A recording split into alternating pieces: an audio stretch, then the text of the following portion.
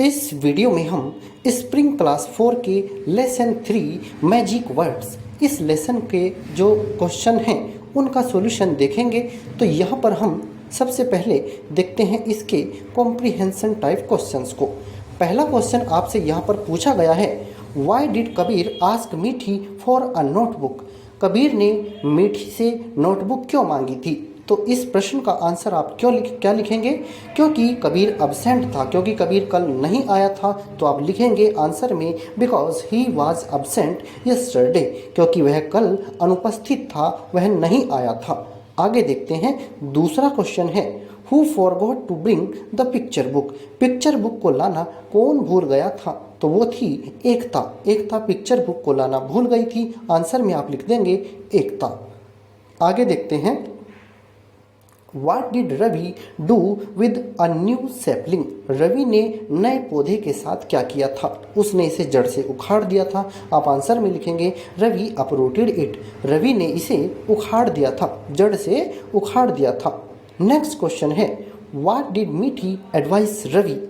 मीठी ने रवि को क्या सलाह दी। तो इस क्वेश्चन के आंसर में आप लिख सकते हैं टू से सॉरी टू हिज टीचर। अपने टीचर से माफ़ी मांगने को कहा था उसने, अपने टीचर को सॉरी कहने के लिए उसने बोला था। आगे देखते हैं, इसमें कुछ लैंग्वेज प्रैक्टिस के लिए आपको और क्वेश्चंस दिए गए हैं।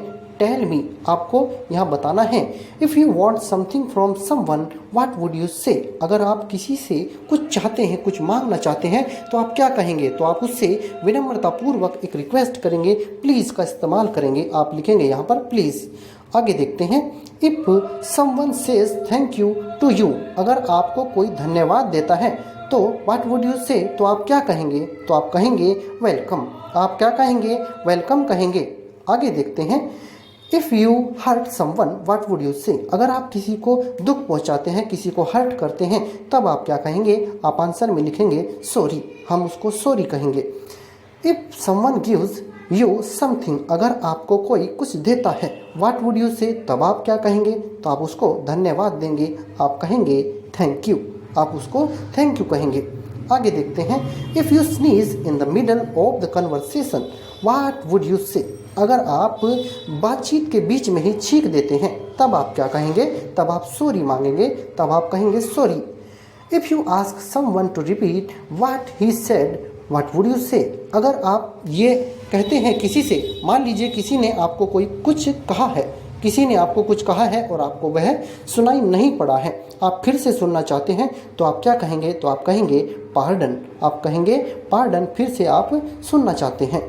आगे देखते हैं, वर्ड पावर में यहाँ पर आपको क्या करना है, फिल इन द ब्लैंक्स। ये आपको खाली जगह भरने हैं with the help of the words given in the box. यहाँ एक बॉक्स में आपको कुछ शब्द दिए गए हैं, इनकी सहायता से आपको खाली स्थान भरने हैं। सबसे पहले देखते हैं इस कथन को, I could not do my homework as I was absent. हमने भर दिया है। आप इसी तरह से इन्हें देख सकते हैं, मैं अपना होमवर्क, अपना गृह कार्य नहीं कर सका, एज आई वॉज एब्सेंट, क्योंकि मैं एब्सेंट था, अनुपस्थित था। Excuse me, may I take your eraser. जब आप किसी का ध्यान अपनी तरफ आकर्षित करना चाहते हैं, तो आप एक्सक्यूज मी का इस्तेमाल कर सकते हैं। Excuse me, may I take your eraser. Excuse me, क्या मैं आपकी इरेजर ले सकता हूँ या ले सकती हूँ। Would you please show me your story book. जब आप किसी से हम्बल, विनम्र निवेदन करते हैं, तब आप प्लीज़ का इस्तेमाल कर सकते हैं। Would you please show me your story book. क्या कृपया आप मुझे अपनी कहानियों की किताब दिखा सकते हैं।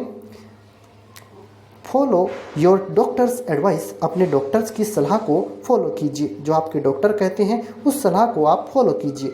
इसी तरह से the floods uprooted all the trees of the forest. बाढ़ ने जंगल के सभी पेड़ों को जड़ से उखाड़ दिया है। तो ये इस तरह से आप लिख सकते हैं। ये आप खाली जगह में इसी तरह से इन्हें भरेंगे। आगे देखते हैं, लैंग्वेज प्रैक्टिस के लिए एक क्वेश्चन है यहाँ पर, rearrange the jumbled words to make correct sentences. Jumbled words को आपको सही करके लिखना है ताकि एक अर्थपूर्ण वाक्य बन जाए। हमने अर्थपूर्ण वाक्य बनाकर लिख दिए हैं। आप यहाँ से इसी तरह से इन्हें देख सकते हैं। आई could not do my homework, ये सही वाक्य हमने बना दिया है। आप अपनी बुक को देखिए, उसमें शब्द आगे पीछे करके लिखे हैं, हमने सही करके शब्दों को लिख दिया है।